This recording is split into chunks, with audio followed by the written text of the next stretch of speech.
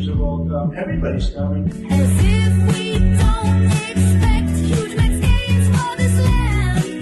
And our families. I am just purpose-built and designed for this life. To be free. Now hold your lovers and proceed. Speed and love for the sake of love. And we make it through this. Delete the haters and proceed. Speed and love for the sake of love. And we make it through this.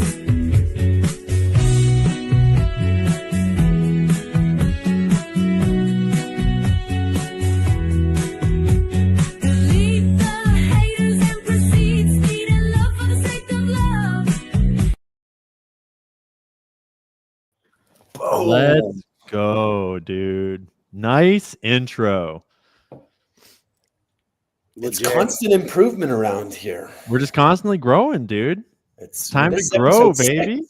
Oh shit, look at that fly guy in the corner. Who is that? I like the MAHA Lovely. glasses. It's a natural fit. Welcome, world. Welcome to episode 6 of Club MAHA. It's been a crazy week. I guess Kyle's on the road. Dustin and I are chilling. We're just glad to be here. We're glad to be in America right now. We're glad to be in the golden era. How are you guys doing? We freaking did it. So I'm not gonna lie. I thought that Tulsi Gabbard was most likely not to get confirmed. Oh my god, you guys, did you know that like her and Bashar al-Assad are like She's a Russian asset. They might even be like blood relatives, don't you know? It's crazy. Dude, the fact that every Democrat voted against her blows my mind. What assholes. Including Bernie, like the final death blow for Bernie Sanders. What a loser. Bernie. Democrat. Yeah, it's because she won't wear a onesie in her meeting with Bernie, and he was very, very upset about it. And then tomorrow we have the confirmation vote at 7 a.m. Eastern of I didn't know it one was that early. Robert F. Kennedy Jr. 7 a.m. 7 a.m. vote. So like, And the word on the wire is that it's a deadlock and that JD Vance is going to have to come break it. He's going to have to come break the tie all the way back from France, where he's been hanging out with Mr. and Mr. Macron. I'm sure he's going to be sad to leave. Did you all see the video of him refusing to kiss Brigitte's cheeks? Which is like, maybe that's just made up. Like, who knows if he would have anyways. But the internet was like, look, JD Vance didn't kiss Brigitte on the cheek because he's like, you're a man and I will only shake your hand. And I thought it was fun. that's actually hilarious. But Potentially true.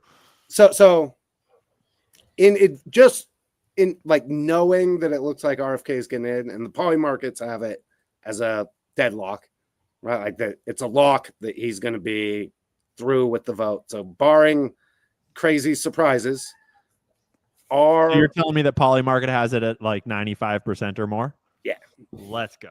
The And- markets and- don't lie. yeah, no, I mean again, that's where Yeah, that's what we're talking about. put There your you money where your mouth is, big mouth, right? Cousins Gates, for 8 billion. So it's actually insane what's about to happen. Bobby Kennedy Jr. is about to MAHA, like Yup. in the biggest possible way. I mean, Kyle, you spent what 18 months on the road campaigning for Bobby? I mean, it's been like this kind of marks like my 2-year anniversary. Right around this time was when I made a tweet. I should probably find that. It was February of 2023 where I was like, this man was the most qualified man to be president, after he like put out a pretty good little kind of teaser video. And it was after that so, but we really kicked it into high gear, basically the Independent National Convention in Austin. But yeah, we've been going, I think we did 7 different tours in the bus across America. Like, you know, some big, some small, some with the whole family, some by myself, some with some like, you know, some artists, like mixing it up. Like speakers always come in wow, did we ever have a good time? And I think we played a little motion, and then the best was the best. I was just reflecting was the DNC. There was one time at the DNC when we were outside of the Daily Show and they were doing a live broadcast, and like, man, we like rolled around and the line went it was like in a tiny little neighborhood, like a little Chicago neighborhood, and the line was going all the way around the block. So we just did loops around the block, and man, that audience, like, there was like, like, heck you guys. You mean like the Daily Show with Jon Stewart, or the With Daily Jon Show with Stewart. Trevor Noah, I guess it is, or Yeah, well, whoever it was Jon Stewart was doing like this special DNC one, and like he wasn't really gentle at all to the DNC in the actual show, and all those Muppets who were lined up, like, they're nice people, and we ended up like, we had like about probably 100 Kennedy supporters out and like working the line and giving gifts and bringing like popsicles and just so much love, and we were dancing. At one point, I stopped the bus and I started playing some awesome music, and just I was like, whatever. I hopped up on top of the bus and just started dancing and inviting other people to come up and start dancing on top of the bus. And like, you could see people like, stop having fun. This is politics. Such fun. And then Bobby the next, literally, and they were like, he's going to endorse Trump, or he's dropping out.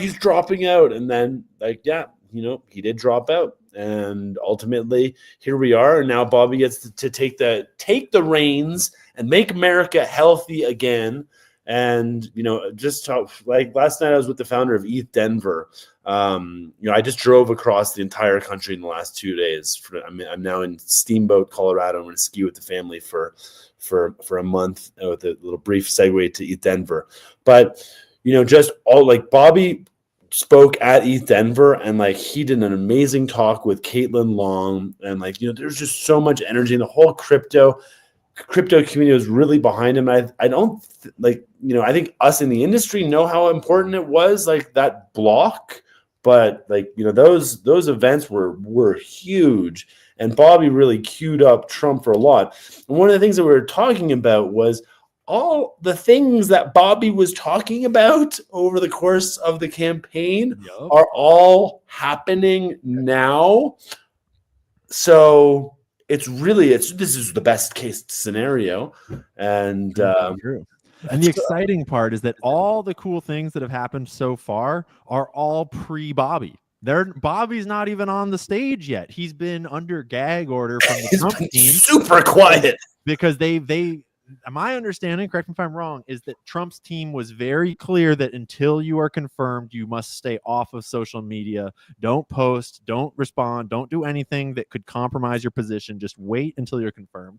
So Bobby's just been in a holding pattern. We got Tulsi today. Cash is not yet confirmed, and Bobby is not yet confirmed. And despite that, we've already saved the country, just with Elon Musk and Doge, we saved the country billions and billions of dollars. Not to mention all the cool other reforms that have happened, the cool declassifications that are coming, although there's a little bit of controversy we can talk about on that. So it's just been a dream come true, and we don't even have most of the team on the field yet. Well, and this thing I love about MAHA, right? Which is things that attracted me to Bobby, even though I'm a Trump guy, right? Like his core issues were three things: ending chronic illness, which he now has direct ability to impact in ways, to be honest, if he was the president, he could not laser focus in on, right? So chronic illness through like going to war with processed foods and pharma, right? For giving us medicines that don't actually work, right? Ending censorship, maybe not quite the purview of HHS, and then agriculture reform. Right, like the everything that we're about to get, and what's good is I feel like Elon has softened the media up a little bit. Yeah, right. Like you send Captain Autistic out there to just like, right, like I am hairy balls, and me and my big balls. Watching CNN talk about hairy balls has been great. Right, like it's been great. You send him in, and the outrage machine is already wearing itself out, and like Bobby's getting in there. They're like, oh, I don't know, We have to do more of this. Right? There's another egg, but we still have Kash Patel. And the Russia lady is the director of national intelligence, you guys. Like, They're about to have to run cover on Epstein documents. They're going to have to run cover on JFK documents. Like, it's going to be a mess. I cannot wait. And today, the number 2, Tom something. Hold on. Oh, yeah. The number 2 at USAID. Yeah, Lawrence Tabak, the number 2 official at NIH, abruptly resigned and did not give a reason. Geez, I wonder what his reasoning could be. What a mystery. They pulled funding for the Anthony Fauci exhibit. Can you Those imagine? fascists. Can you imagine the panic inside the bureaucracy? Oh, I can. Right? Because we like this is how wild things are. How fast the Trump team is moving. It's something to behold, right? Like Pam Bondi came out and filed a lawsuit against Kathy Hochul, Letitia James in New York. And we got the email, right? So like here's the thing. When you take over an agency, right? Like it's both illegal and almost impossible to bleach bit like Hillary, like the full record of what's in there. If you're in control of like the computer system. Yep. And we got an email yesterday that the White House coordinated the Mar-a-Lago raid and the quote unquote documents from day one. Like, despite being like, oh no, this is just totally independent. This Jack Smith guy, he's just a real go-getter, don't you know? Right? Like, oh, it turns out, no, the Biden White House was directing it literally since before like an investigation had even started. Imagine what Bobby is about, right? Because here's the thing about Bobby, and this is what I've told people. If there's one person I trust, not to be Captain Boy Scout, but somebody who in the battles with pharma and with agriculture knows who the good guys are and knows who the bad guys are and knows where the regulatory capture was, which is if you think that Bobby doesn't know, like all of like in depth, like down to the, well, this patent, right, was funded by USAID. Let's just throw that like 50 million to a certain lab that may have created a certain virus that, you know, was used as excuse to take all our rights away. Just theoretically, hypothetically speaking. Hypothetically, let's say that information was in there. Bobby knows the patent. He knows the doctors. He knows which universities did the actual research. He knows like the interns who were on the research paper. And he's about to get access to all their internal communications. Yeah. Oh, and HHS is a vast agency. There are a bunch of agencies under HHS that most people don't really realize are connected. And so he's going to get like multiple data sets on multiple levels of corruption all the way from the top to the bottom. So it's going to be real exciting. I mean, I can't even imagine like for me, and I know for Ian, right? Like as somebody who like nerdly I've personally read every single one of the Podesta emails. Yeah. Right. Like not to myself, like not just the sexy ones that other people. There's a lot of them. Yeah. Right. Like even the like spam ones. Right. Yep. Like just in case. I want to see if I may have missed anything inside there, right? Imagine how Bobby Kennedy must feel right now. Yeah. Like, can you imagine? Like, it's got to be like Christmas and the Super Bowl and the fake moon landing all in one. I mean, plus a serious sense of responsibility. Like he has responsibility to his family and his family's legacy, to his father and his uncle, to his kids. He has responsibility to the country, to the country's kids, and just to God, it's him, like himself. So I can only imagine both the level of excitement, but also the level of like pressure that he must be feeling right now to do right by that responsibility. You guys hear that like really loud, weird alarm in the background? Yeah. What's going on? No idea. Eh, Yeah, they probably the don't deep like state. They're fleeing. right Did there. you guys see the meme that's going around of the Google searches for criminal defense lawyers in the DC area have skyrocketed? It's the most amazing stat ever. Fucking everyone in DC is looking up criminal defense lawyers right now. You know what my Can't favorite? imagine why. Having spent millions of dollars on DC lawyers, including criminal, you know what my favorite part about that is? They What? are the worst lawyers in the world, and they charge the most. So, like, I have this policy now that, like, if you went to a Ivy League school, the maximum I will pay you is minimum wage. Like, I will pay you exactly $7.25 an hour. Exactly You went what to a you state deserve. school, I'll pay you $600 or $700 an hour, right? Like, if you're doing like important legal. But if you went to an Ivy League school, like, I'll pay you minimum wage, and I'm almost certainly overpaying. Yep. Just to close back on just the Bobby kind of agenda too, like, you know, we put out a question yesterday on the MAHA Club MAHA Twitter about, like, you know, what do you hope to see? And I was like, you know, what do I hope to see? And like, let me just smash out a little list here. So I came up with 12 points as I was driving across the country. What are you hoping to see, Kyle? End regulatory capture of FDA, CDC, NIH. Yep. 2, 100%. overhaul the vaccine approval and safety process. 3, 100%. ban PFAS and toxins in the water and the food. And 100%. fluoride too. 4, power holistic and preventative medicine, shifting away from pharma sick care into healthcare. Reform big food and big ag policies.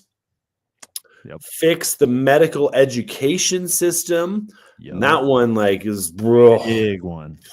Super entangled. That'll take 4 years at least just to get started. That'll take 20 years to get done at least. I mean, that comes with like a funding and a professors and the entire, like, the schooling, Plus the zeitgeist of just medical theory too, because that's been corrupted for 40, 60 years. You know, all the studies that have been funded to teach and to tell us what is real and right, that, like, all of that information is corrupted by money. So there's almost an element of having to rebuild the body of knowledge from the ground up. And the threshold for being a doctor and getting into the school, like, determines it really makes it so it's really only, like, you know, these exceptionally prolific memorizers of information, you know, get through, whereas the true healers do not. Like, those who are called as healers, you know, that they will not fare well in the pharmaceutical educational system.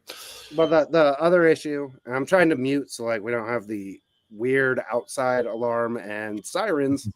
Hopefully my town is not on fire. And baby, can you go paint the roof blue real quick? I almost spit out my beer, bro.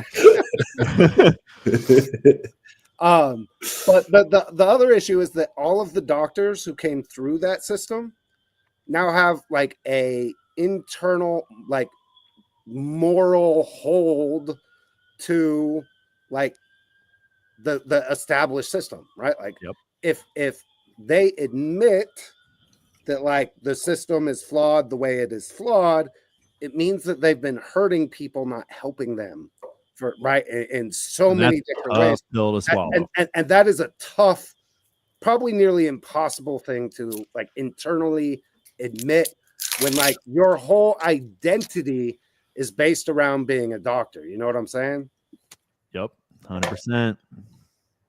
100%. All right, now let's keep going through that list before I pour this Gethy. Yeah, good point, good point. Break the pharmaceutical stranglehold on healthcare. That's kind of redundant, but let's go. Yeah, rebuild trust in public health. I think that's one, like, you know, I saw there was one website that was literally, like, trying to educate people on how to talk to your pediatricians, like, you know, and talking because, like, you know, they'd be dangerous. When I had my third child, it was in a hospital in California, and it was delivered by midwives, but in the immediate minutes afterwards, I had to put up a shield and basically just say no, no, no, no, no. Just stay away. Stay away. No, you don't need Don't to cut touch my his child. feet and suck some blood. You do not need to inject him with a vitamin K shot, whatever that is. Yeah. I've heard of that stuff. And then the doctor came. We got a $600 bill for a doctor coming for me to tell him, like, no, we don't. We're good, thank you. Yeah, a $600 bill to reject their poisons. Yeah, And I was like, you should probably stay in here a couple more days. Like, no. My 2-day-old infant not at risk of contracting Hep B through sexual transmission or needle injections. Unless you let them start sticking them with needles, then who knows? It's no, keep going, Kyle. Yeah. 9, restore medical freedom and bodily autonomy. My body, my choice. Thank you very much, Democrats. Take it. And Republicans too. All of you guys. Make food medicine again. Yup. Amen. Just our diet, like, God, the food. Launch, and then this is one that I like. Actually, I'll do 12 first, and then we'll talk about 11 because 11 I think we can roll on. 11's just a better number to end on than 12. Yeah. So stop the atmospheric weather modification programs, and that one is fucking so key. And Florida just passed a bill on this. Tennessee's already passed a bill on this. People have been speculating that with a lot of the USAID money was actually going towards that. I think there's also going to be some Pentagon money that's being found to be flowing into these. And if we can just cut off the funding, guess what? The skies are going to start clearing up, friends. Because last week in Florida, we had like 3 totally clear days in a row of like blue, perfect blue days. It was fantastic. And that never happens. And by the way, it's funny you brought it up because I was going to bring it up. Because Jen, right, so like my wife is a like sky watcher, night, day, all the time. And she's like, the last 3 days, the skies have been completely clear. You noticed? I'm like, fuck not. Oh yeah, no, I totally noticed. Like, right, but like now since she said it, right, like she's right. And you know what's weird though is I have had the weirdest like allergies the last like since the skies have cleared up. Like, and it almost makes me wonder if like my system is not clearing from all whatever the fucking weird shit they were spraying down on us. You know what I'm saying? I mean, a lot of these toxic chemicals almost have addictive effects on our bodies, as in a lot of the things that are in the food, sort of like, I mean, clearly this is not a scientific take. But a lot of chemicals that harm you sort of get your body hooked on a cycle that the harm really appears when the chemical stops being there. And sometimes you notice those things even more when you start to take them out of your system and go back to normal. It's like that's what a lot of addictive chemicals do. And like, we don't really know what chemicals are even being put into us, into our air, food, water. And we definitely don't know which ones do what within us. So I suspect that a lot of these chemicals actually have physically addictive characteristics that we just have never studied and has never been disclosed. Because, I mean, that if their goal is to get us hooked on things, if their goal is to find substances that make us feel good, that make things taste good, very often things that feel and taste good have addictive qualities, whether it's psychological or physical. So, well, so I think this is probably a good time to jump in and give a proper disclaimer. Everything said on the MAHA podcast, especially by me, is official health advice. Sorry, I'm kidding. Yeah, no, should absolutely be taken as sacrosanct health, medical, legal, and financial advice. 100%.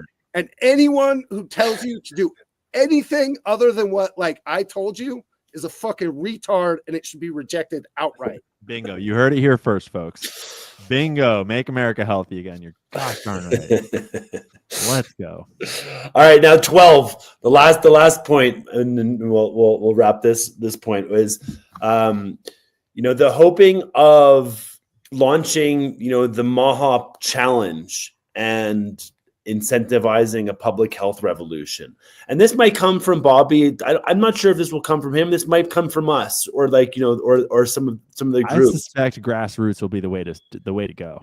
And wouldn't it be nice if there was like, you know, some incentive systems that we could kind of deploy towards, like, you know, rewarding, you know, positive actions. I've been scheming on an idea that we can talk about off the air because it's a big idea, but I got an idea for a MAHA challenge that I'm kind of nervous to launch because it means I have to do a lot of work in order to pull it off, but I got some ideas. Well, yeah, so let's definitely do that. And also, like, you know, one of the things I noticed within the campaign is we had thousands of volunteers that really wanted to, like, you know, get in and help. So, you know, one of the ways is, and I would always tell people, it's like, you know, that people are always asking to be engaged in some way, and, or like, you know, could I get permission to do this? And I was like, honestly, like, just do it. Just fucking do it. Like, don't ask for permission. Just go do it and just try it. And, like, you know, and get a little, like, don't, like, if you're talking about doing, like, I don't know, like projection mapping on buildings, and you're coming with a proposal to map every city in America with them, and it's going to cost $10 million. That's maybe just jumping ahead. Just do one, and, like, you know, see how it goes. Like learn the lessons, tell the stories, and how we, like, open source these. Because guess what? There's projectors everywhere. Like, there was a guy, and you guys see that guy who was like put the Trump on the water tower, like right before the election. Oh man, No. Like, from his backyard, he had like this municipal water tower, and he was like amazing. broadcasting a big, like, Trump Vance, and the city came in, and they didn't like it so much that they had to bring in high-powered lights to, like, blast it and, like, nullify it. That's amazing. So I thought you were about to say they went and tried to arrest him, but they weren't able to, huh? It's legal to project light. It wasn't in Canada. Yeah, it's like you have a flashlight, you're allowed to shine it, right? That's amazing. Oh my gosh. Grassroots, dude. Grassroots. What I love about that, so one of the, like, when I first started hanging out with Kyle, I was like, I don't understand why all these, like, campaign stiffs don't like me.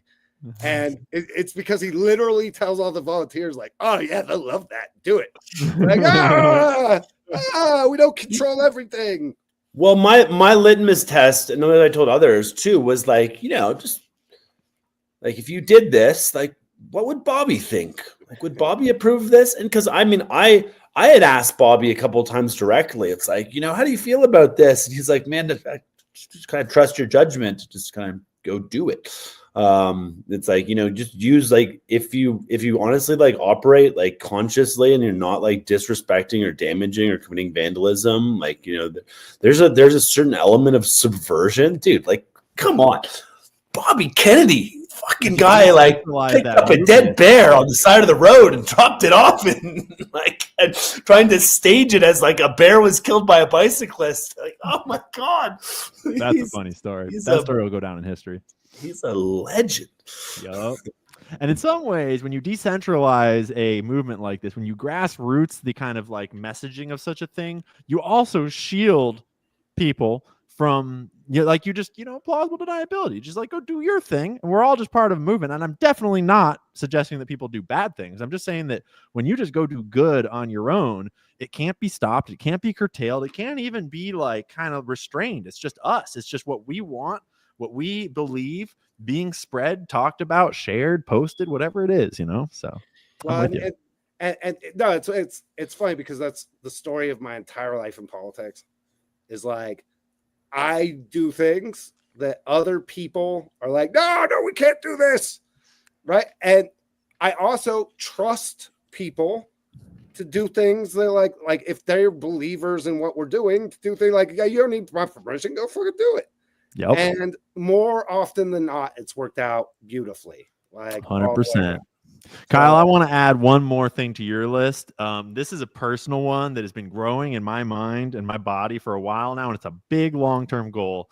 But I really, really want to get rid of Roundup Ready corn and all the other equivalents that allow for our grains to be sprayed with toxic poison that makes it so that when I eat breads and corns and anything from the inside aisles of a grocery store, it's killing me. I would love for us to arrive at an America where bread is like Europe and you can just eat it and it's not bad for you, because inherently it's not. Like bread and corns and all these things are not bad for you when they're the real plant without all the chemicals. But because of Monsanto and this lobbying over time and the Roundup Ready products and all of these genetically modified pesticide-ified products, most of the grocery store is killing us. And until we deal with that fundamental, like patented technology of Roundup Ready corn that allows for products like Roundup to be sprayed all over these fields, we're still going to be getting poisoned by the food. And so I really would love to arrive at a world where I can go eat a slice of pizza and be like, that was good for me. So you know how I think that happens, by the way? Chronic illness, which is, imagine a world where gluten allergy, whatever the fuck that is, Bingo. disappeared overnight. Yep. It's Like, it's an allergy to poisons that are being sprayed on the wheat. Yeah, I mean, Not for an me, allergy it to feels poison. like we kind of need to reverse, like, think about the root of it, and that is like pesticides, fungicides, insecticides, herbicides, and fertilizer in agriculture. 100%. And how can, like, in a proactive solution-based approach, say, put out like the X prize, if you will, for the solution that can work at commercial grade agriculture in America. I've got the solution. It's called regenerative agriculture. And Nicole Shanahan is already a champion of regenerative agriculture. Regenerative agriculture is cheaper for farmers to do. It is more sustainable for their land. It doesn't poison their crop. It doesn't poison their soil. It is like, you don't need chemical inputs. You don't need corporate inputs. Regenerative agriculture is better for meat production. It's better for crop production. It's better for water cycles. It's better for everything. But it has been demonized by big ag because regenerative agriculture is the kill shot to big ag. And once regenerative agriculture starts to catch on, that is when our meat becomes higher quality, our corn, bread, all of our crops are suddenly not poisoned, our soil quality increases. And the key, the really beautiful part to regenerative agriculture is that the soil is supposed to be filled with a rich microbiome of millions and millions and millions of microorganisms. And when that soil grows crops, those microorganisms enter into the food. And that is what is supposed to enter our guts and give us a rich gut microbiome that gives us our immune systems and makes a healthy body. And when you kill the soil with pesticides, fungicides, insecticides, sprayed and sprayed and sprayed, suddenly the crops are void of all of that, not just the nutrients, like not just the vitamins and minerals and nutrients, but actually the microbiomes that are supposed to be like the microorganisms that are supposed to be in that food. And so regenerative agriculture not only frees us from the chemical inputs, but it also returns the biological inputs that are supposed to be this natural cycle of the global microbiome in the soil, in our guts, in our air, in our bodies. And that's what's supposed to be keeping us healthy. And if we can return that, there's so much of chronic disease that will just fade away overnight. And yes, that's official health advice certified by Harvard. And that's going to take, and that is a process too, but you can't flip that switch like overnight. That's like the long tail. We need to dim from, like, regenerative represents, I think, about 5% of agriculture in America. So we need to, like, it's gonna be a dimming process. But in that whole process, we got to figure out a way to get all these fucking chemicals out of commercial ag too. So a couple things. Like number one, it gets back to like a core message that I've been spreading for 15 years. Localize your supply chain. Localize your supply chain. Like, as an example, did you know that, like, if you have allergies, you could either go pay for the pills from the pharmacy, or if you sourced your honey and food locally, that you will naturally build an immunity to the allergies that are bothering you without the pills. Right, as one. And then two, Ian, I watched your HEB video. God, I miss HEB. But what the only thing I'll say that I thought you missed, and because it's my favorite part of HEB, is that the produce tastes more like real produce at HEB than any other grocery store I've ever bought it at. So the crazy thing is when you get an apple or a tomato at HEB, it actually tastes like good. It's not like whatever this GMO.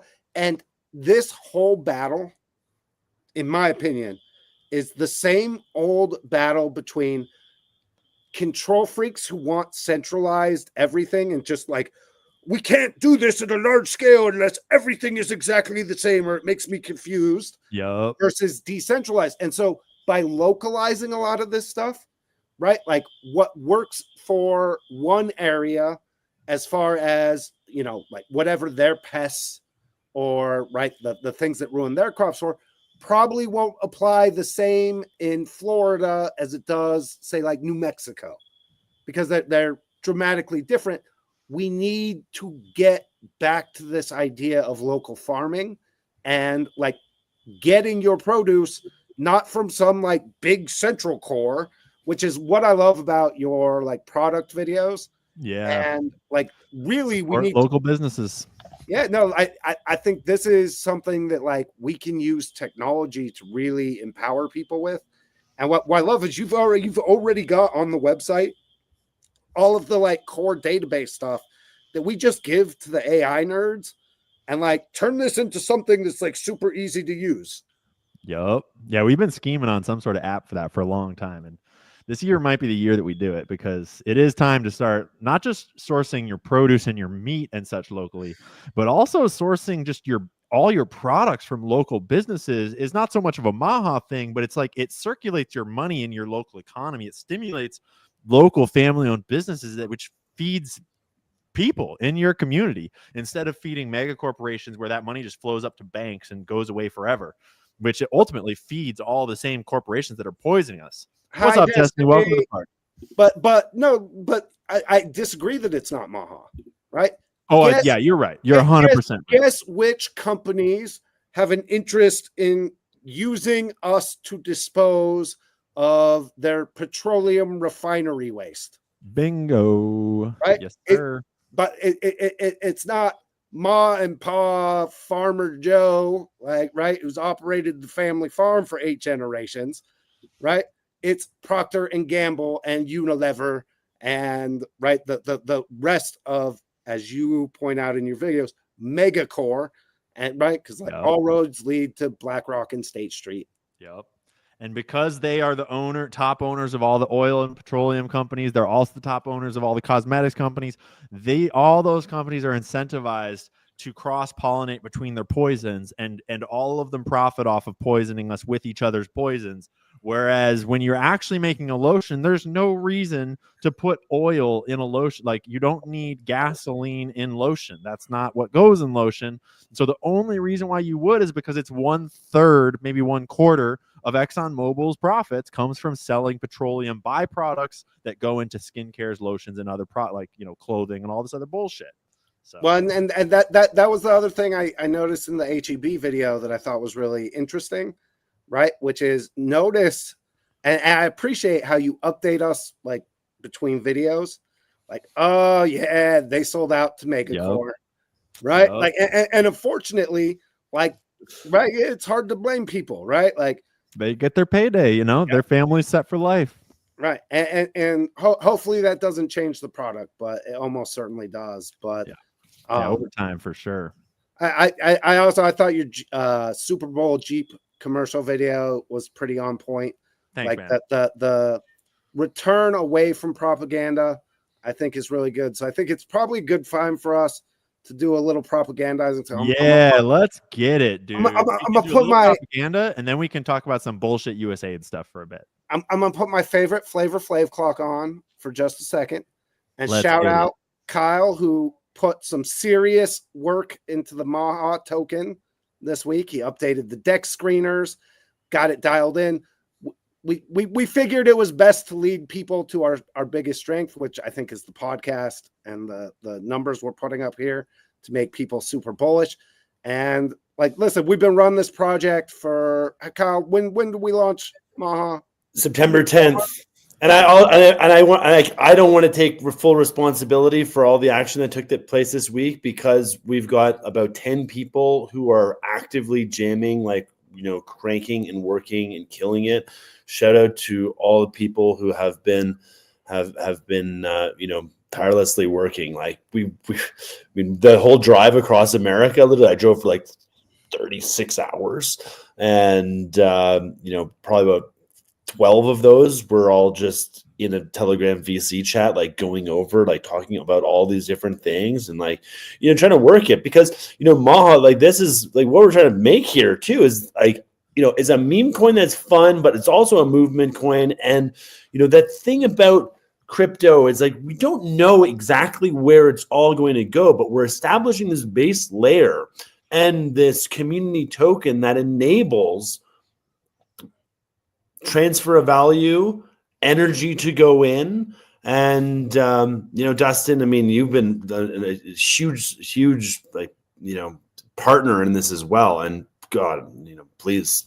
Well, Where do you think we're going with this? I'm super proud of the project. And what I love is, like, right, crypto's high volatility. We've had these like crazy ups and downs. But what I've noticed about MAHA is we have slowly started to establish that, like, yes, it will shoot up and people will take profits and it will come down. But every time it's getting higher and higher and higher. And at some point, my experience has been like it goes up and just keeps going for a while.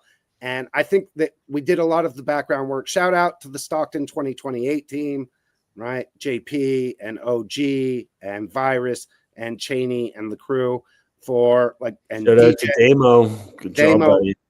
Everybody going through the website and just finding places that we can dial it in. But the other thing I love about crypto is that it gives us the opportunity to adapt as we go, which is like, if something's not working, fuck it, scrap that shit and find something that will work. And so, like, really proud that we've like continued to build. And I think there's really bright days ahead for MAHA. And I hope people will load up a big old bag, like, so that like it has, the community has empowered us. You can see the MAHA trailer. Like, I drove this thing around, but that was paid for with the taxes from like the initial launch of the MAHA token. It allowed Kyle and I to put real ground game work all over the country in. And I think this is how we reform campaign finance, but like, we don't have to dive into that because it's a little too serious for the crypto bros. Yeah. Right. But like, right. But like, really, there's real stuff that we're building behind this one. And everybody's committed to make it to work. And I saw we broke over $1 million again today. I think that's just getting started. So I think it's a great opportunity. And we're making some really funny content too, and some like pretty hard-hitting memes that others can't do. Like, the official groups, they're not going to come out Nerds. with like, just kind of like some of the more savage mimetic stuff. But we can. And Realize fun, baby. Yeah. Well, and then right, so that hairy balls, guys. It's like literally the framing has changed now. So it's let's create, let's have fun, and like, and it's also, this is a reputation thing. I am named on this project. Dustin is named on this project. Ian is joining us on this project. We're real people with real reputations. I've been working in this space for 13 years and never launched a coin. Like, there's a lot of these fly-by-night ones that you hear about, like, and sometimes people get used and abused, like that sweet Hawktua girl. Like, Poor girl, dude. Oh, poor girl. Like, had her moment of fame, but then got today. wrecked by like a crew coming along and using her and abusing her. And their names aren't the ones that go down. Yeah. So anyway, MAHA token, baby. Really proud. The upgrades look great. I think it's going to be great for, like, right when people do the research. Like, all the links are lined up. Everything is very clean now. So excited about that. And then apparently we have some like actual real life sponsors. We do. I think this is a good time. I think Cheney, let's go to the Gethy video, and I'll just quickly explain a Gethy.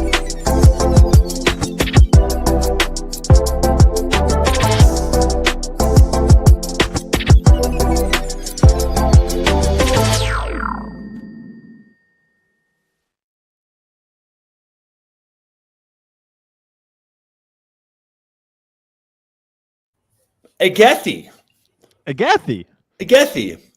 Or rather, if you read that, Ian, what else does it say? I get high. I get high. high. It's a Gethy. And the box is like, I've got one of the boxes right here too. And it's like, it's a very nice box. And, I was in DC. We were with the founders of this company. And this is a THC infused non-alcoholic spirit, because alcohol is not the best for people. And I've certainly, had my days, and I will enjoy generally a little beer, but a lot of people in social settings just want to be you need to have something in their hands. And we can even get into a little bit of different things, but this actually tastes really good, and no hangovers. What does it taste like? It kind of the first time I tasted it, I just drank it warm, and I was like, this is kind of feels like a little bit like a gin and tonic, it's kind of them. I from experience, I know that's kind of like that drink, Ian. They got a classy website. Kyle, I'm curious. Do you know I assume it's still founder owned, right? Because it's still founder owned. Oh yeah, new, right? Yeah, this is founder owned. This is small business, and this is trying to help shift away from the high level of alcoholism in our country, and the hangovers, and the detriment that it causes. Everything it goes all through the list. Yeah, and you can mix it with, you can mix it with all sort of thing. And, if you use a code Gethy20, or no, not a Gethy, use the code MAHA. And I think we've got 20% off at Gethy.com. And we'll post those links in the comments below after this. Yeah. Rather those codes. So sounds good. Gethy. That's why I was like a pothead for most of my youth. And then, I noticed it made me not as social, but yep, it is what it is. Not for everybody, but there's does it give you the munchies? That's a good question, Destiny. Destiny always bringing the good questions, right? I don't know. You'll just have to buy a bottle and find out. Gotcha. You should. If you're into that thing, I actually had a bottle of this with Michael Harris, who is the founder of Death Row Records, who spent 33 years in jail. And what? Yeah. And he was like, I'm meeting President Trump tomorrow morning. And I was like, well, you're not going to have a hangover. Let's go. I can't tell the other story I told everybody backstage tonight. Yeah. Kyle has the most absurd name drops, and not absurd in like they're so epic and unbelievable that for 99% of people in the world, it'd be the highlight of their life. And for Kyle, it's oh yeah, I forgot I did that one day. That was cool. Just do a lot of stuff. And I will say too, and I wasn't trying to bring him up to just name drop him. What I was wanting to get to the point was within the within the rapper community, with that side of the culture, the alcoholism that has ravaged the communities across America, the addiction towards super low grade vodkas and that are just terrible, just terrible life. Looking at you, Ciroc and Diddy. We're looking at you. So I'm gonna tell you guys what I've told candidates for the last 20 years to say, especially Republicans, conservatives, to say on this issue, which is right. If you smoke weed or you use THC, maybe use it a little less, right? And try to cut back and do things in moderation. But there's no way that it should be illegal. And there's no way that legalization should push it into the hands of the giant corporations and eliminate local sourcing. Bingo. So that's what I've always coached candidates to say on it. And I think it's good advice, right? Like listen, I'm sitting here on the MAHA podcast smoking cigarettes. Like I'm no one to preach to anybody on any of this stuff. But I will say, if you find yourself smoking a lot of pot, like for me, I smoked it every day from the time I was like a teenager until like my 30s. And when I stopped, I did find that I became more productive. Yup. Same here. I was part like, of making America healthy again and making America great again will be making America productive again. Is doing shit. We're not great and we're not healthy if you're not doing anything. Like, I do. We gotta I think be badasses. We got to be doing shit. I think it's a huge product of being like bored too.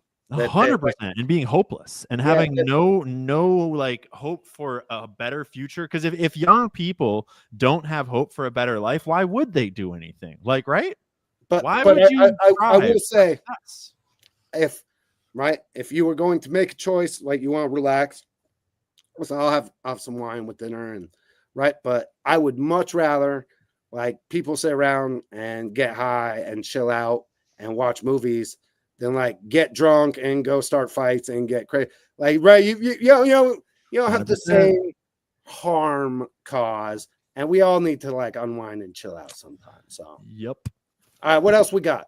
so when I first say shout out to all the people watching, there's like 50,000 people Yeah, who've 50,000 tuned in people tonight. in So the house, and let's just really quickly laugh at some funny shit from the USAID scandal.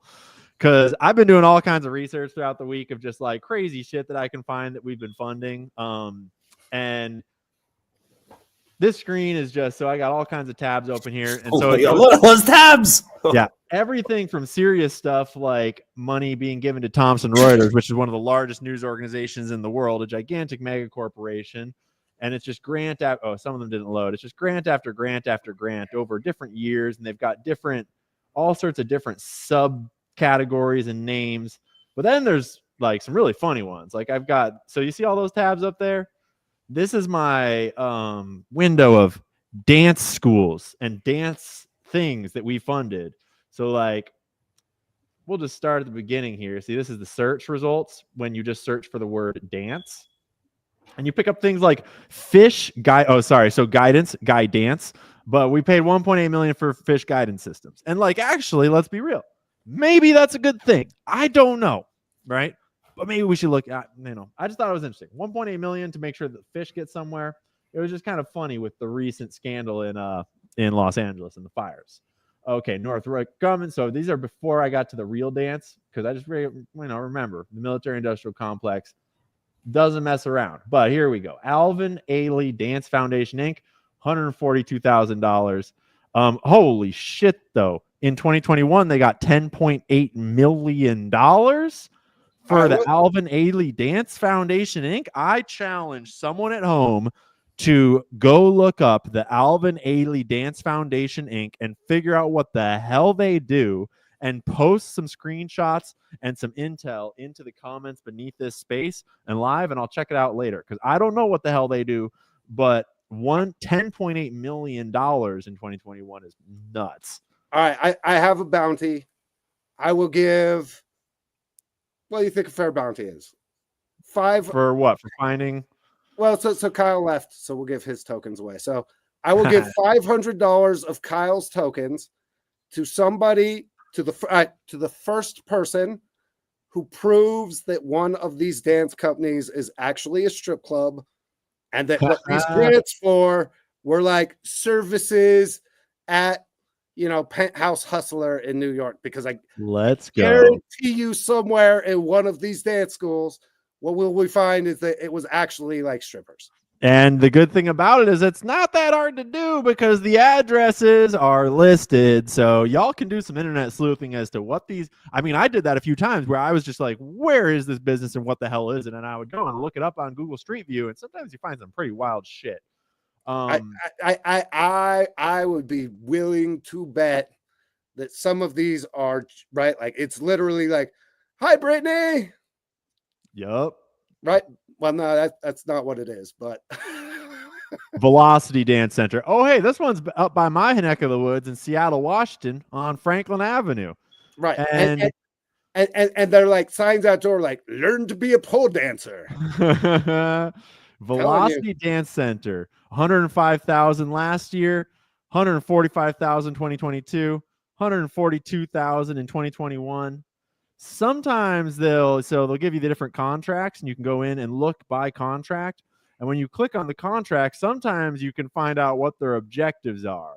So we're spending, $50,000, $100,000, depending where you're looking at, to support opportunities for all people to participate in the arts and arts education. Right on. Cool. That's great. And to be fair, this one is an award from the National Endowment for the Arts. So let's be clear. Some of these, maybe we do want to fund them. I don't know. Like, maybe we do. Personally, I do not. And the real question is, how many of them are actually what they say they are? So exactly what I was going to say. The thing to remember about this stuff, right? And by the way, so one of the things I haven't heard anybody say yet that I'm convinced of, tinfoil hat time. Let's go. Right. The reason that some of these are so absurd, like the mating habits of spawnfish in Jamaica or whatever, right? The reason that they're so absurd isn't because they're actually doing the study. It's to give the Republicans who also support it a talking point when they point it out, right? So the thing to know is that, like, when you hear something that is blatantly ridiculous, the entire concept is like, oh yeah, no, we studied the mating habits of fruit flies in Jamaica, and turns out, yeah, they mate like other flies. It's hard to believe. That's what you call money laundering. $50 million, please. And speaking of $50 million for money laundering, this is where it gets dark. If you've not seen the documentary films produced by Ryan MAHA detailing how the child and human trafficking at the southern border is orchestrated largely through religious organizations masquerading as migrant relief, they are using Christian and Jewish religious organizations to create a network, a trafficking network, both south of the border, all across Latin America, and in the United States. And these are the NGOs that are facilitating the migrant trafficking. And so that looks like things like Redland Christian Migrant Association receiving $54 million, but that's per year, $71 million in 2023. Let me see if I went in to find, so I went and looked at their grants by each one. And when you look up the grant and you look at the objectives, they give you a little kind of nothing burger about like Head Start programs, school readiness, like Blah, blah, blah. yeah, okay, administration for children and families, health and human services for illegal immigrants. $50 million a year. Jewish Family Services of San Diego. Jewish Family Services is one of the largest international NGOs that is involved in this trafficking. And Ryan MAHA very clearly documented how that is happening and why that is happening. And he has whistleblowers on camera explaining that Jewish Family Services is one of these organizations that is facilitating the trafficking. And they have offices all across the United States and south of the border. And last time that I was with him, when he was actually visiting me up in Washington, we were in Seattle filming a part. And we realized that the headquarters for Jewish Family Services is up in Seattle. And we actually went and visited them. This one is from San Diego. And we are funding all of these NGOs to the tune of many, many grants for many millions and thousands of dollars. And let's see if they give. So yeah, they give a description, whether or not it's real. And it basically explains how they're providing services for illegal immigrants to live and move. And what that really means is they're providing money for the trafficking of illegal immigrants that will go to sponsors and never be heard from again. Many of these are children that are disappearing into Lord knows what kind of hell. So, that's the real dark side of the USAID scandal. Well, and Tara Rodas and Aaron Stevenson and Carlos Guerra, all of those people came forward as whistleblowers, and I was honored to be able to help them bring their stories forward very early on. And let's not kid ourselves. This is cartel control. 100%. Right. So this is the cartel using government corruption to fund human trafficking of children and women and drug trafficking through these charitable organizations that have all kinds of special privileges because they take on a religious connotation. Right. So because it's a religious organization, you are shielded from having to turn over certain information about your donors and your congregation and the people that you are providing service to, because we don't want the government to be able to go into a church and be like, give me a list of everybody who's ever prayed here. Yep. Right? Like that. There's good legitimate protection for those protections, but it's a place that has been exploited by the international cartels or terrorist cartels, we could call them now, legitimately. Yep. In order to facilitate like their crime. And I believe that we're seeing the weeding out of this. It's also good opportunity for me. Like, so my long legal nightmare is finally over.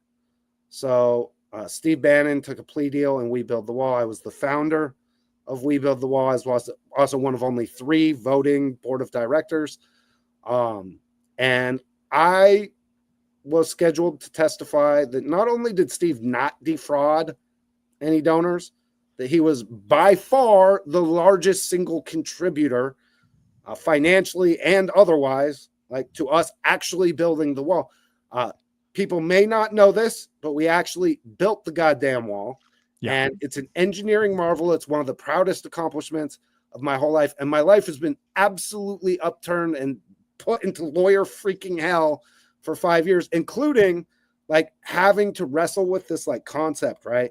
Imagine Judge Merchan was the judge in the Trump case, like the terrible, right? The 34 felony one, was also the judge in the Bannon case. And I had agreed to go testify on Steve's behalf on something that happened 5 years ago that I raised $25 million online, like on GoFundMe.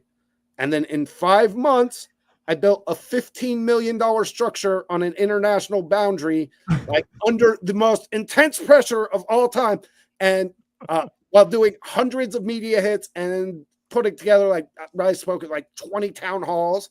And you better not like misstate anything that you had said 5 years ago in the midst of like the craziest time of your entire freaking life, or right? Because I'm happy. And if any of you fools were like, oh my God, Steve Bannon admitted he's guilty, blah, blah, blah.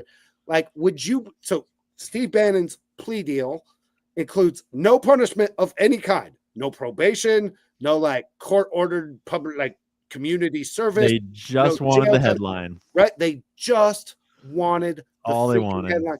But which is all they could get, right? But like, oh, I would have totally fought it like all the way through. Like, do you trust the New York court system with your freedom?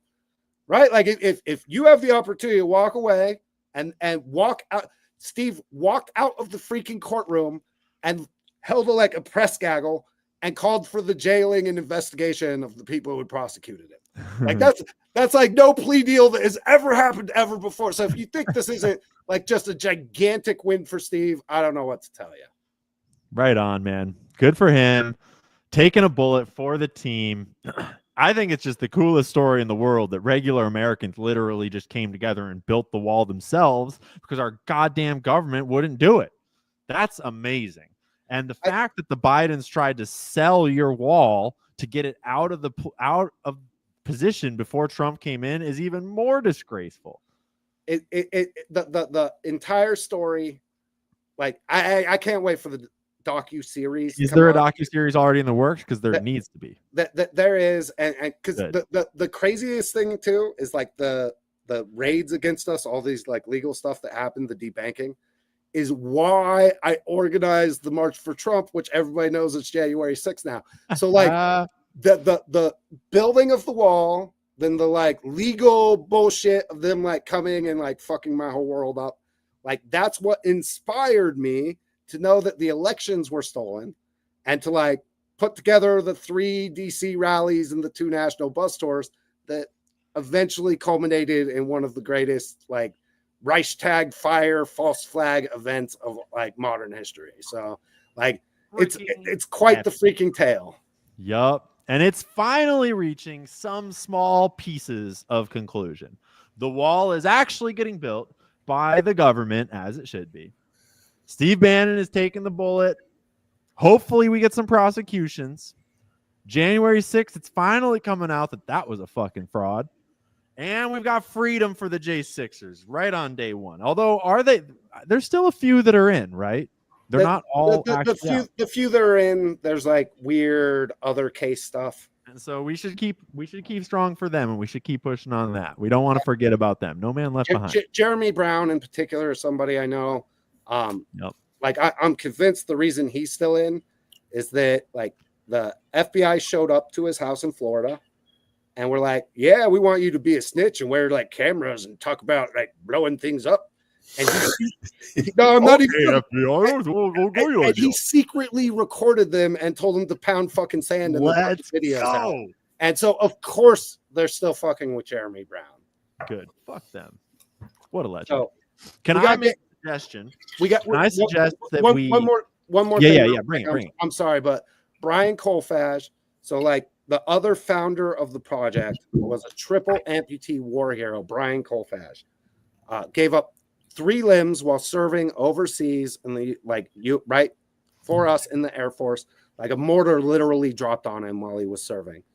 And he was the founder and like the public face and the president of the project. I was the other co-founder.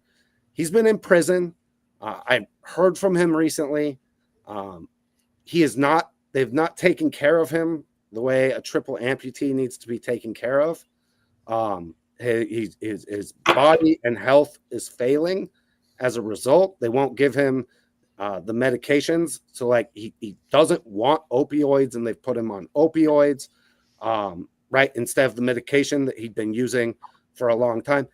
They haven't provided him with like the kind of bathroom facilities necessary for a triple amputee. He has to piss in a jug and like shit in a non-bedpan, right? Because of like what he's got going on.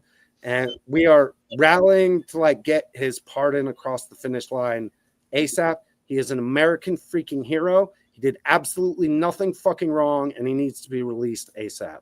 Damn straight. I'm glad you stopped me for that. It's a crime that is even a conversation we need to have. 100%. But let me summarize it real quick, just for the layman, right? War hero comes home from overseas, lost 3 limbs serving his country. He realizes the border is wide open and there's human trafficking galore happening, and he does something to fix his own government's ineptitude and starts helping to build the wall that we all wanted and eventually voted for. In reward for that, they put his ass in prison. It's truly insane. And by the way, I have videos of me pushing Brian down like animal trails on the border with like literally like Brian is one of the most interesting, coolest dudes. By the way, like this guy, think about overcoming what he's overcome.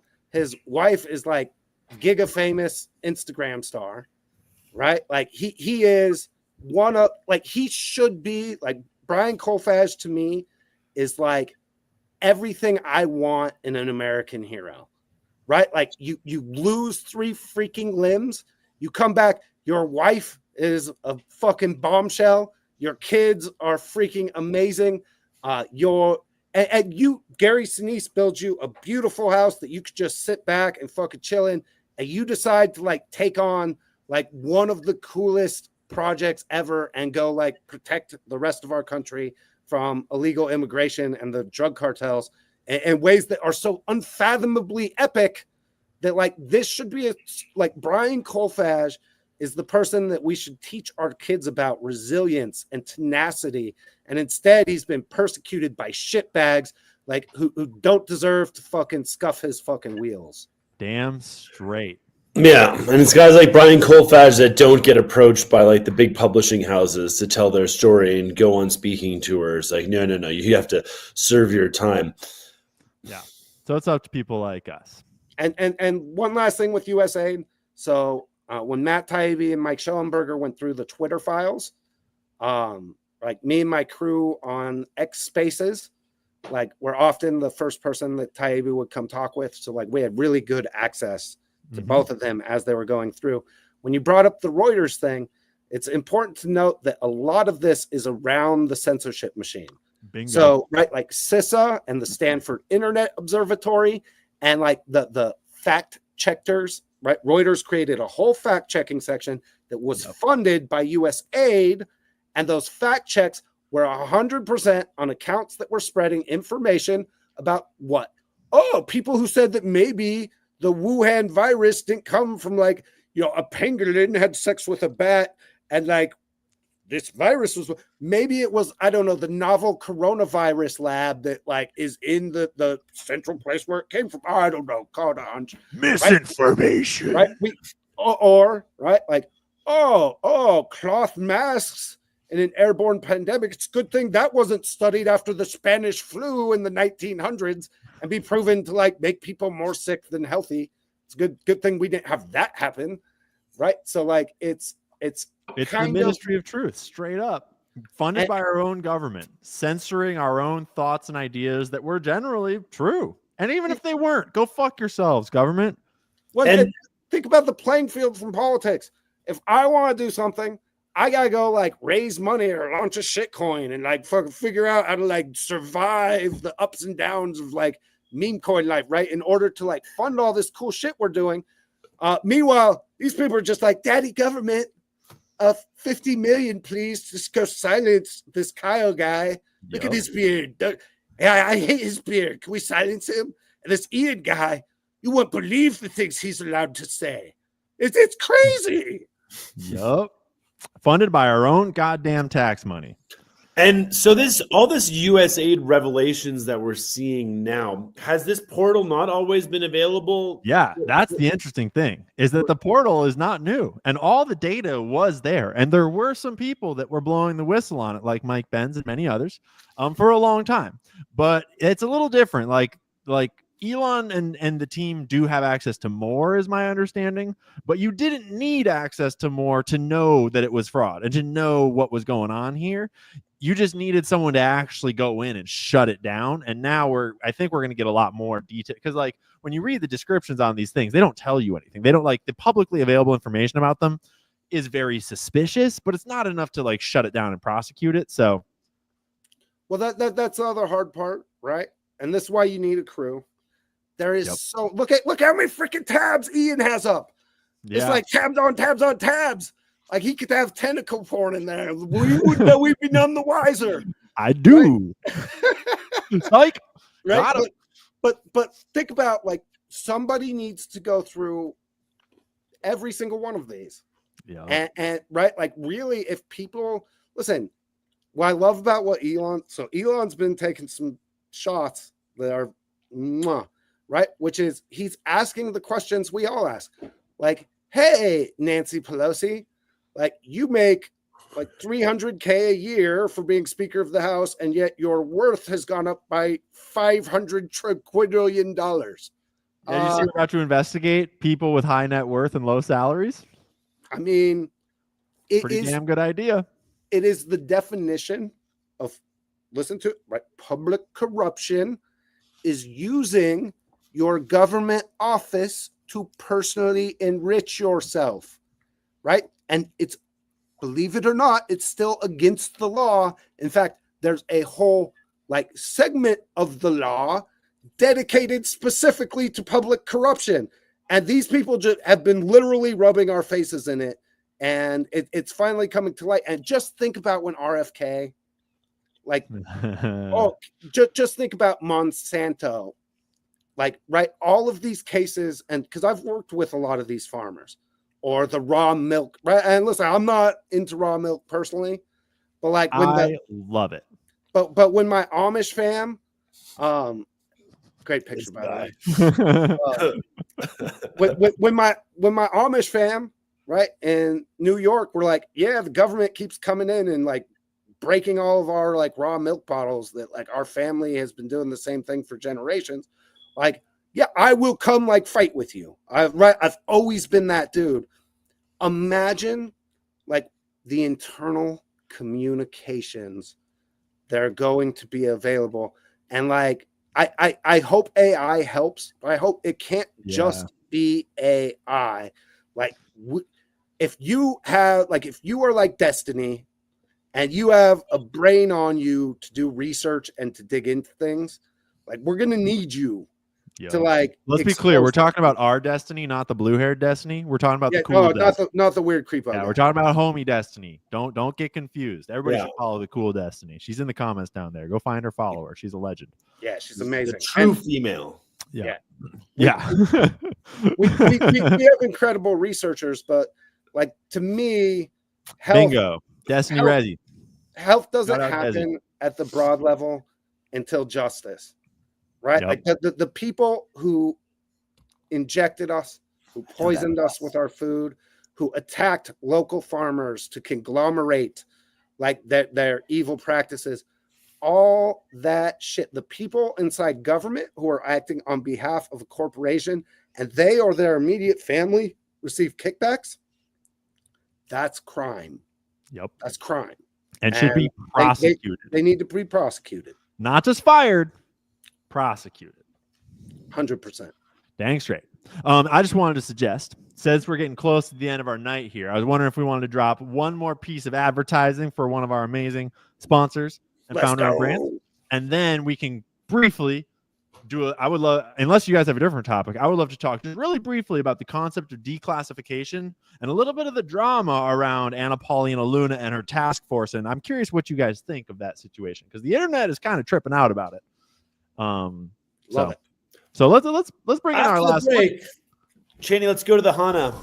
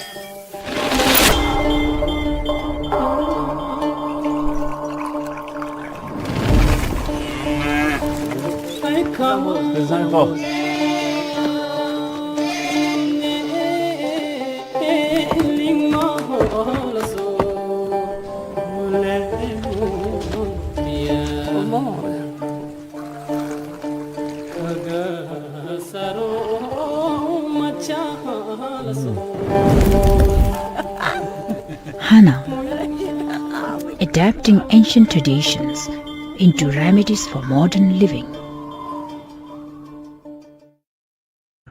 I understand why Cheney was confused about what exactly HANA is now. I love the video. Yeah, Chat, so I'm going to chat. I dare you to guess what product HANA is. What do they make? Try it in the chat. The website's the website's wrong. It's HANAH. There aren't two N's. I made that mistake. HANALife.com. Yeah, so that is the founder of HANA Life is Joel, and he was featured in that video. And should you want to let the chat? Should we see what the chat thinks that was before we just explain what it is? I think they've had enough time to guess. Coffee? That's Coffee. a fair guess. Sushi? Good guess. Fair guess. Dirt? Lotion? Oh. No. We do need some lotion options. Prayer beads. Prayer beads. Could be cool. Howdy, fellas. They don't make that. Howdy, dude. No, they make what is essentially like athletic greens, but not shitty. There, I said it. So HANA Life is a supplement brand that's been around for 10 years and has collaborated with top athletes like Jimmy Chin, Travis Wright, and Angel. Oh, those guys are tight. No way. Also supported veterans and fire departments across the U.S. and Canada. Hannah sources herbal remedies from southern India and Bhutan, preserving ancient medical traditions. Founder Joel Einhorn discovered Ayurveda after a near fatal cycling accident, and it changed his life. And these are some of the purest, most effective supplements out there. Visit hannahlife.com and use code MAHA20 for 20% off single purchases. You would be absolutely amazed at the level of athletes that use Hana and the people that Joel works with. It's incredible. Yeah, I mean, Jimmy Chin and Travis Rice Travis Rice is like the greatest snowboarder that's ever lived. And Jimmy Chin is one of the best documentary filmmakers to ever do it. He made the famous Alex Honnold documentary about free soloing up El Capitan. Those guys are gangsters. So that's a pretty solid endorsement in my book. And if I'm not mistaken, Kyle, it's still founder owned. And it's absolutely founder owned. It is, and it is light worker Joel is a wizard, in my opinion, and is absolutely incredible. And how it tastes. How it tastes is pretty. So he's got these little packs. There's little they're in kind of paper packs where you can literally go bloop and like just have like a quick hit of high grade. The ingredients. Go check out the website, check out the products. Little packs are awesome. Little tubs are great. You can throw them in a smoothie. You can just take a spoonful of it. It's these like high grade natural superfoods that can take you to the next level. Oh, cool. They make running style Cheney, if you hover over the shop, that's what I'm talking about right there. That's like a running style goo for on the go adventures. That's cool. I'm gonna check these guys out. Full disclaimer, I didn't know about these guys before literally right now, so I'm pretty psyched to dig into this. Yeah, it's funny. Kyle was like, we have sponsors. Like, I thought he was going to pull up because I also brought a sponsor. Cheney, can you pull my sponsor up, please? Is this about to be a meme? Where's our sponsor? No, hey. not that one. Well, yes, this guy. Yeah, what's up, boy? Shout out to you'll notice the Make America Healthy Again. Shout out to the guy who sells me Red Bull and cigarettes every day for literally holding it down. Visit your local Shell station and get yourself some American Spirit Blacks and your favorite Red Bull variety. All right, thank you. This Maha podcast brought to you by Shell Oil Company. Thank you very much. Well, and I'm gonna say, because I was a heavy tobacco consumer user for a long time, and I had the privilege of doing the Tucker Carlson show. And no, he hasn't paid us yet. No, you get that shit out of here.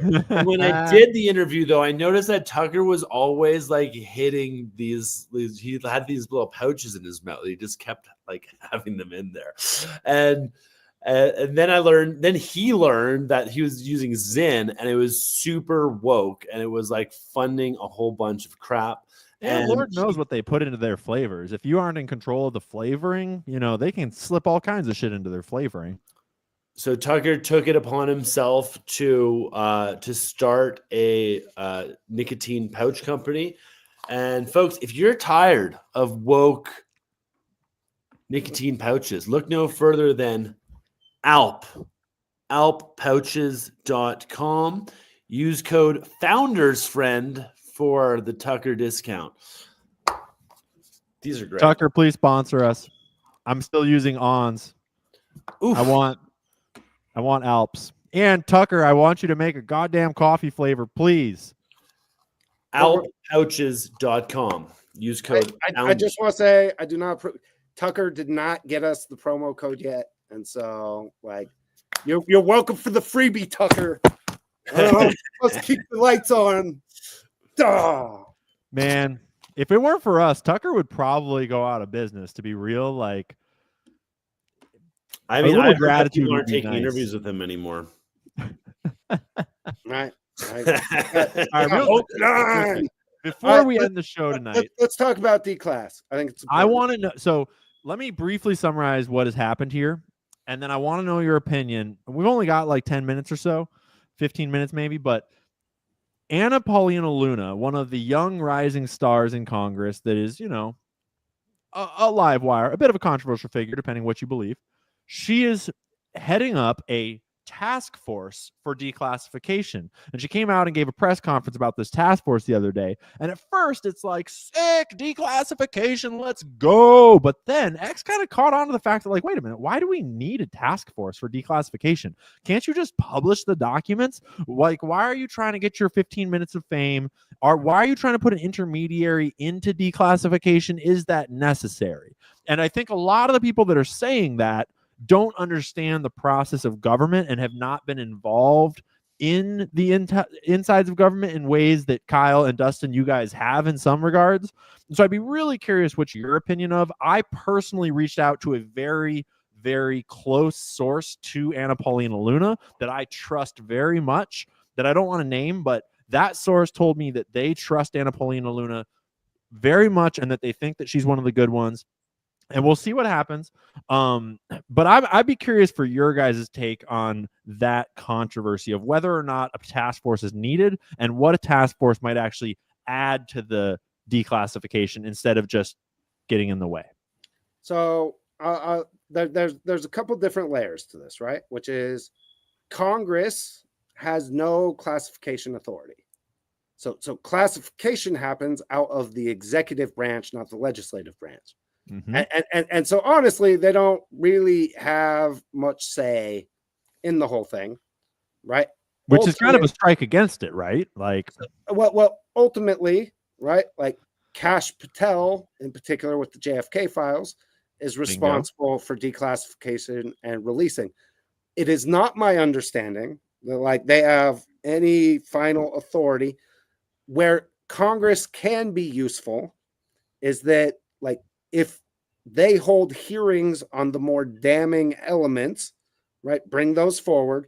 yep. It makes it more credible. Like the as an example, you just pulled up the U.S. aid, Yep. like all of those tabs. That's been available to us, right? And to be honest, me and Trash and Billy and Jen have talked about like a bunch of CISA and the Stanford Internet Observatory and the Sensor Machine for years, but until Matt Taibbi, Mike Schellenberger, and Mike Benz went and testified before the Weaponization Committee, no one really gave a shit. Well said. And so it adds an extra element of gravitas and credibility. And she did come out firing, and Yep. right that there is another shooter in the JFK files, right? Think about that. Yep. Not just that who is the shooter and like where do they come from, right? But the fact that the government covered up the fact that it was fairly obvious, right? Like if you've watched the Zapruder film, if you watch the Oliver Stone movie, Yep. back and to the right, back and like it was fairly obvious that the official story, much like Las Vegas, right? The Route 66, that the official story is absolutely horseshit. Well, not to mention that a bullet clearly blew his face off in the Zapruder film, and then the government officially published autopsy photos of JFK with an intact face, which was clearly not his face or body. So I think we're going to be stunned. Some of the criticism I've heard, right? Like, oh shit, right? Because Anna Paulina Luna, like 99% of the people we have in Congress, right? Like supports Israel and takes like support from AIPAC.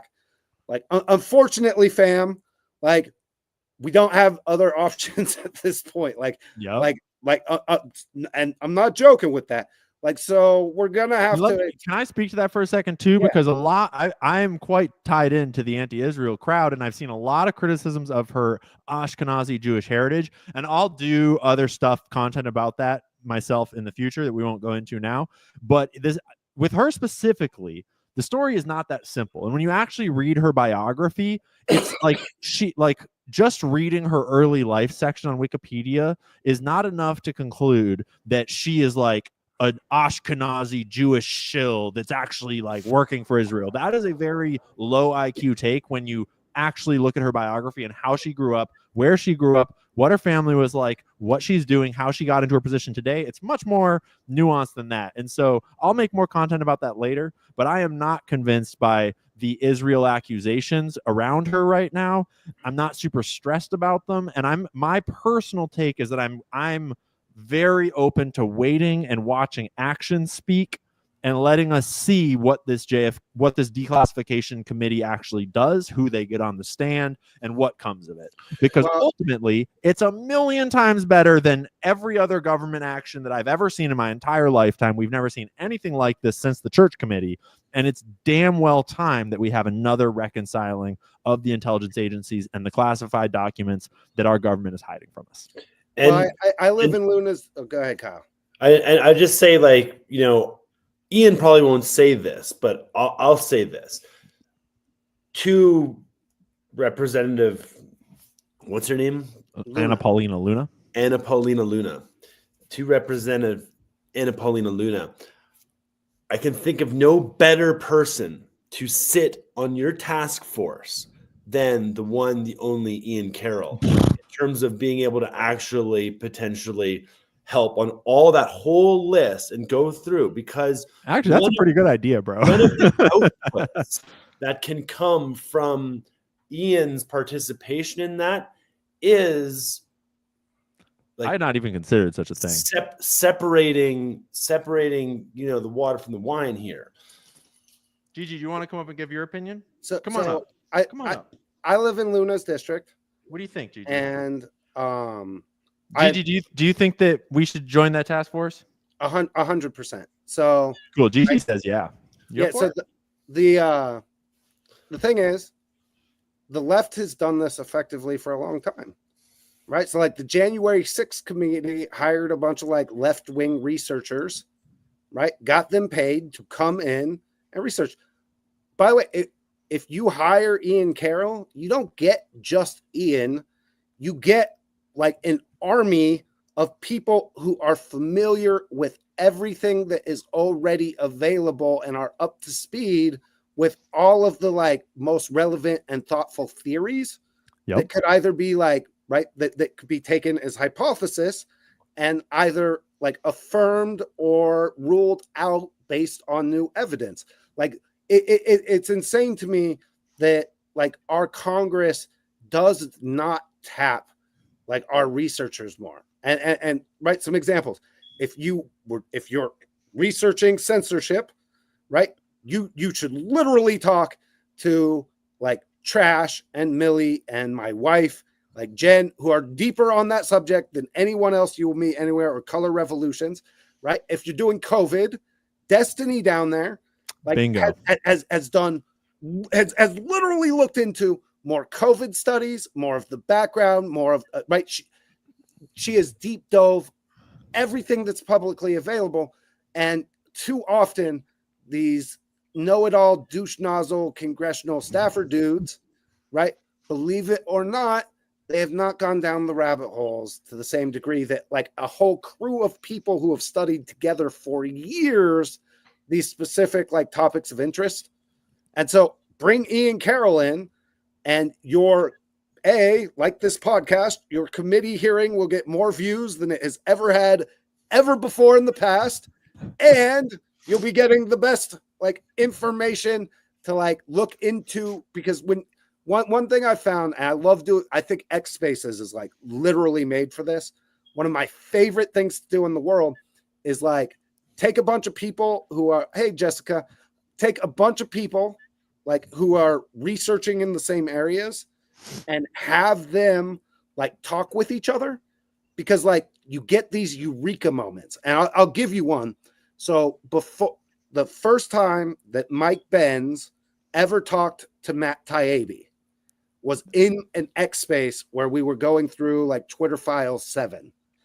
And within Mike Benz was like, dude, you got to look at this. And Taibbi's like, no, bro, like that totally like completes like this part of the book. That's crazy. And within a week, Mike Benz was sitting behind Matt Taibbi while he was testifying in front of the Weaponization Committee.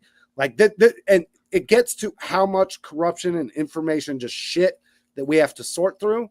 Like use us That's use amazing. like everything that's built out, because like we have all the tools and all the people and all the minds. And I just, if you're smart and you really want to make this like everything it can be, You go a long ways towards making it more credible too, because I'm not going to be freaking scared about actually asking the real questions and calling out the real concerns and being like, hey, what about this part? This part pretty clearly says this. Let me loose with them on the 9/11 files. I got some questions. Well, and I mean, and that's part of the whole declassification. Like, why can't you just make it available? Because that's the other alternatives. If you just like open it up. I can give you some legitimate examples. Yeah. So like on the Epstein list, for example, right? The minors who were victims and were trafficked, right? Like their information should be protected. 100%. Right? They should not be, right? Like they're public. Every time somebody Googles them for eternity, that their names, like when they were 13, right, and they were being sexually abused by a fucking psychopath, like their lifetime reputation should not be tied to Epstein like that. So that there are, I agree, that there are rare, right, and specific like interests that deserve to be protected, but I will say they are extremely rare and should be only to protect like legitimate minors and like victims, not government. George H.W. Bush and Ehud Yeah. Barak and exactly Lyndon Baines Johnson, et cetera, et cetera, et cetera. 100%. So like, right, like there are certain areas of sensitivity that like we should definitely, right. Just imagine like if you're one of the Epstein like people, like, and your name every time somebody you go to interview or do anything, they're like, oh, there's 800 pages of about Epstein when I Google you. Like, I'm not hiring you. Yeah, I agree. People also tend to make mistakes too. Like, recently, especially on X, I've been getting a bunch of people that are like, because Mark Carney in Canada is like, oh my god, this guy. But anyways, he was like he was.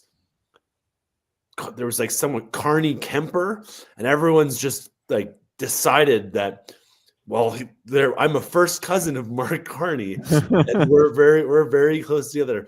And I just want to clearly state, Mark Carney is not my first cousin. I don't believe he's my second cousin until a little snippet that had the word Kemper in it associated to him.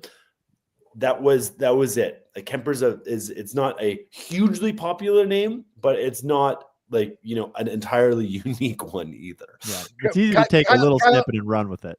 Kyle has one family member that has like caused enough like heartache and hassle in his life. Like you don't need to add like unnecessary ones. All right, come on.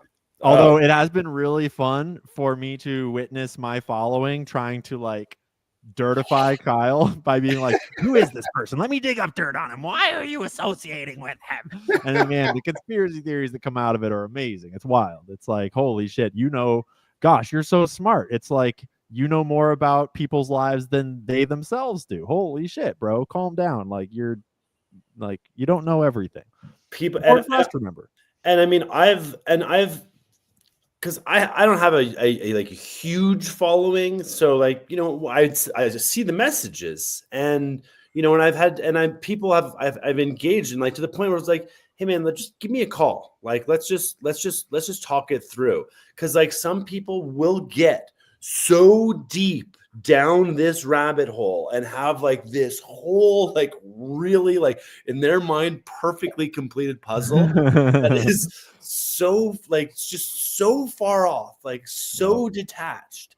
And honestly, just talking about it and like providing some other reference points, just that little bit of energy goes a long way. Like declassifying information that our government's been covering up, because we've been trying to solve all these puzzles about like JFK and about 9/11 and all these things with just a very limited slice of the information pie. And it goes a long way towards getting real truth and stopping all the speculation to just release the files on the internet to clear all that bullshit up. Well, So we don't even know if part the of whole part- files are in the files. Like these Oh, are yeah. their files. A bunch and like, have for honestly, sure we have been so much. We have deleted. so much information, like on 9/11 specifically. Like there's just it's like it deserves an actual, open, thorough. Like no question is can not be like. Yes, Yup. let's think about holograms. Let's think about dues. Let's think about other opportunities here because Yup. there's many. Let's at least discuss it.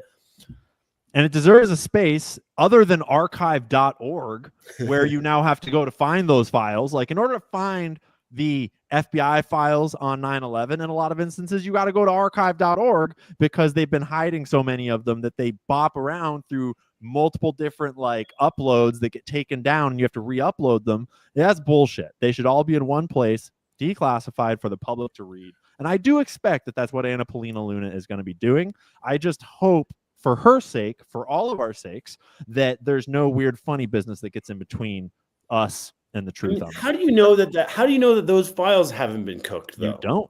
Well, so here, You never well, will. here's why I say I think this is a perfect way. There's 70,000 people watching. That's a stadium full of people, right? And hundreds of thousands of people will watch this video. And I would invite and will make sure that we get invitations to everybody, right? Tim Burchett, who's hilarious from Tennessee, is also on that committee. And like I said, I live in Anna Paulina Luna's district. I hope that we will, as part of the upcoming, like one of the big fixes is transparency, which is come on shows like this and let people like Ian and Kyle and myself ask whatever questions we want to ask. And like, if you come on and you do that in a way that's authentic, then all but the like most simple-minded doofuses will be satisfied. But if it's only a controlled environment where there's only 4 douchebags in suits that are allowed to ask any of the questions, then the D class will not solve anything, because the question will always be, well, what was in the files that didn't get released? Like, if we're doing true transparency, it requires you to come talk to people like us, and like we will roll out the red carpet, and we'll do all kinds of promos, and I will almost certainly only use 5 F-bombs during the entire podcast. All right, 4. 100%. And with that, I got one last thing I want to bring it. So I would also like, in the spirit of what Dustin was saying, like in Canada right now, they're like all going mental for the flag again. Like there's like the Flag Day is coming out, and it was in after the Freedom Convoy, and like for the 2 years following that, like the flag was triggering, and it was something that like all politicians stayed away from in Canada. But now it's like, oh no, now it's back, and like they're beating like war drums and the fear drums, and oh my gosh, it's absurd. But I would invite. I'm going to make a double invitation here. I would invite Bobby Kennedy and RFK Jr.'s podcast to invite Pierre Poilievre, the likely next Prime Minister of Canada, to have a detailed discussion about like Canada-U.S. relations and how we grow forward. It's a great because idea. like Pierre did an interview with Jordan Peterson, and a lot of people were like, that was a fluff factory, and he didn't ask any hard questions. And those are those kind of selected environments which we need to kind of be careful of. And I have great respect for Dr. Peterson, but he has been a bit of a fluff factory around certain topics, and let's just be aware of that. So let's amen, brother. The snow Mexicans of the 51st state deserve nothing less, Kyle. 100%. 100%. Well, boys, it's been a crazy week. It's going to get crazier tomorrow. We're all super stoked. Cannot wait. Next week's show is going to be the bomb. Remember to go and support those founder-owned businesses, MAHA businesses that we had sponsor the show today. Remember to subscribe to Dustin and to Kyle. And remember to do something good for someone this week. to drink some water, to eat some healthy food, to tell people you love them, to do some MAHA shit of your own accord, because it really starts with us.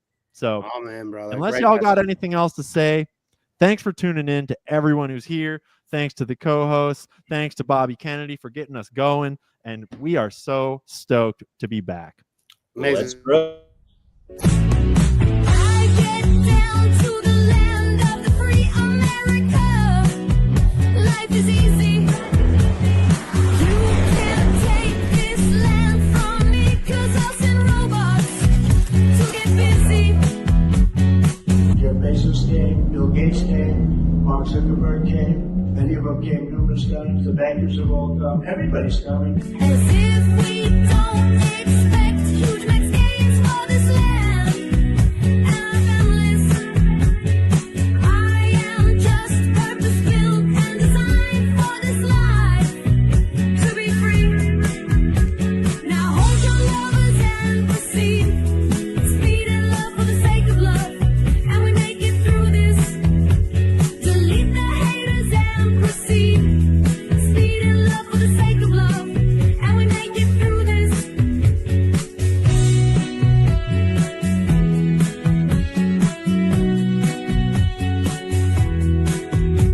Delete the haters and proceed. Speed and love for the sake of love.